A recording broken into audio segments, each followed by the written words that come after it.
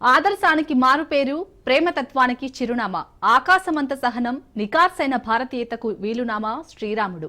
సంక్షేమ రాజ్య స్ఫూర్తి, కుటుంబం కోసం కాదు సమాజం కోసమే బతకాలని చెప్పిన సాహసి.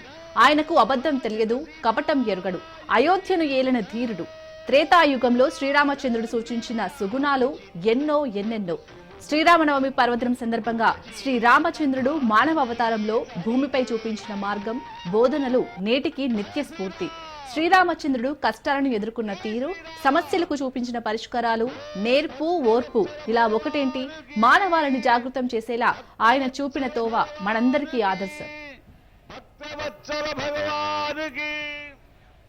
శ్రీరాముడి గురించి ఎన్నిసార్లు చెప్పుకున్నా తనివి తీరదు. లీలలు అన్నీ ఇన్ని కావు. భూమిపై చేసిన ఎన్నెన్నో అంశాలు మనల్ని ఎప్పుడూ సంభ్రమాశ్చర్యానికి గురిచేస్తూ ఉంటాయి. దేవుడే మానవుడైతే ఏం చేయొచ్చో చేసి చూపించిన అద్భుతాలు మన కళ్ళ ముందు మెదులుతూనే ఉంటాయి.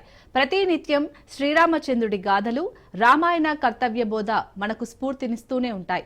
ప్రపంచవ్యాప్తంగా రామాయణం ఎన్నో యూనివర్సిటీలో పాఠ్యాంశంగా, జీవన విధానంగా ఉందంటే అతిశయోక్తి ఎంత మాత్రం కాదు.